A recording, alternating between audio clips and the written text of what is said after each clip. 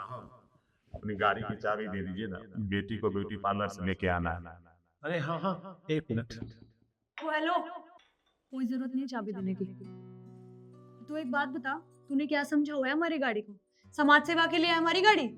और अगर इतना ही शौक है ना अपनी बेटी को ब्यूटी पार्लर से लाने का, तो या तो कैब में लिया या किसी पब्लिक ट्रांसपोर्ट में लिया। चल। मैडम जी, अब ब्यूटी पार्लर से बिटिया को बस या टेम्पू में लेके आऊंगा तो उसका मेकअप खराब हो जाएगा, इसलिए तो साहब से गाड़ी मांग रहा हूँ। ओहो, बेटी का मेकअप कराने के लिए पैसे हैं तेरे पास, पर उसको कैब में ले आने के पैसे नहीं है तेरे पास, और हमसे गाड़ी मांगने आया है। क्या समझा हुआ है तूने हमें कि हम क्या गाड़ी बांटते रहते हैं इधर उधर? निकल अब, दोबारा आ मत जाइयो।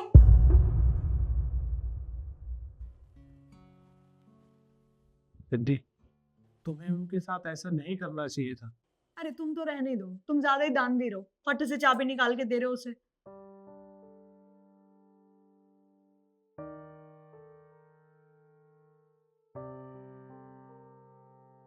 ओ, वो कौड़ी के सिक्योरिटी गार्ड यहाँ बैठ के चाय पी रहा है। खड़ा हो, तेरे बाप लेके आया था बिस्किट यहाँ पर।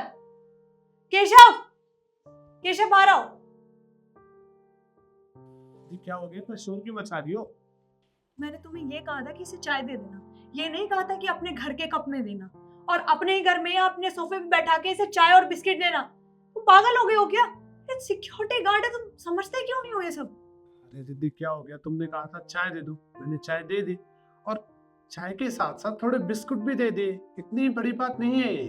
तुम नहीं जानते इन जैसे लोगों को। और तू, अगर साहब ने तुझे चाय दी थी तो तू यहाँ से जा भी सकता था ना, यहीं बैठ गया बिस्किट खाने के लिए। तुम जैसे लोग ना अपनी औकात दिखाई देते हो। निकल यहाँ से। यार, ये भी लेके जाएगा ना, या हम खाएंगे इसे? और ये कप और ये प्लेट फेंक दियो बाहर।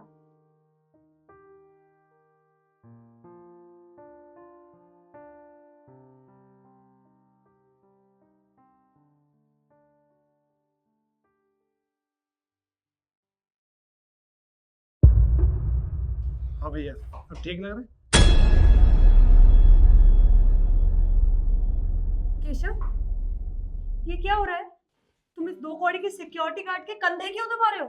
तुम पागल वागल हो गए हो क्या केशव? अरे कुछ नहीं दीदी, वो थोड़ा फिसल गए थे और गिर गए थे, मैं बस कंधे दबा रहा था, और कुछ नहीं। अरे तू फिसल गया था, अगर दर्द हो रहा था तो पेन किलर दे देते।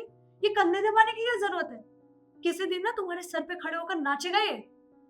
और एक बात बताओ, मैंने तुम्हें बहुत बार नोटिस किया, कभी इसे घर बुला के चाय पिला देते हो, कभी इसके कंधे दबा रहे हो, और मेरे पीठ पीछे तो पता नहीं इसके पैर भी दबाते होगे तुम। इन लोगों को इनकी औकात में रखना चाहिए। और वैसे भी कौन से तुम्हारे रिश्तेदार लग रहे हैं? क्या रिश्ता है तुम्हारा इनसे, बताओ मुझे। भैया, अब आपकी दी हुई कसम मुझे तोड़नी पड़ेगी, मुझे माफ करना। दीदी, तुम्हें पता है, आज से कुछ साल पहले मैं दिल्ली गया था अपने घर के टीडी के फॉर्म भरने। तो जो फॉर्म के पैसे थे ना, वो गिर गए थे, 20,000 रुपये। मैंने सारे रिश्तेदारों को फॉर्म मिला दिया, किसी ने मुझे पैसे नहीं किए। फिर ये भैया मुझे वहाँ पे मिले, ये भी अपने घर के लिए फॉर्म ही भरने आए थे। उन्होंने पता क्या किया, जो उनके खुद के पैसे थे जिनसे ये घर ले सकते थे, वो पैसे इन्होंने मुझे दे दिए और बोला कि तेरा तो पूरा परिवार है, मेरे तो आगे पीछे कोई है ही नहीं।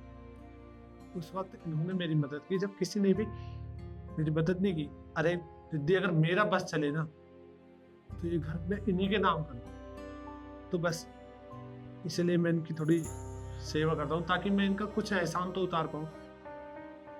ऋषभ, अगर ये बात थी तो तुमने मुझे पहले क्यों नहीं बताई? मैंने जाने अनजाने पता नहीं क्या उल्टा सीधा कह दिया इन्हें। अंकल जी देखिए, रियली सॉरी, मुझे नहीं पता था कि आपने केशव की इतनी बड़ी मदद की। अगर आप वो 20,000 रुपये नहीं देते ना, तो शायद ये घर हमारे पास नहीं होता आज। और मुझे बिल्कुल अच्छा नहीं लग रहा कि आप इस सिक्योरिटी गार्ड की जॉब। केशव, मैं एक काम करती हूँ, मैं अपनी कंपनी में ना इन्हें अच्छी सी जॉब दे देती हूँ। आप कल सुबह 9 बजे मिलना, आराम से बात करेंगे। हाँ जरूर, आ जाऊंगा। अच्छा, तुम दोनों बैठो, अब मैं अच्छी सी चाय बना के लाती हूँ, क्योंकि ठंड बहुत हो रही है बाहर। ओके?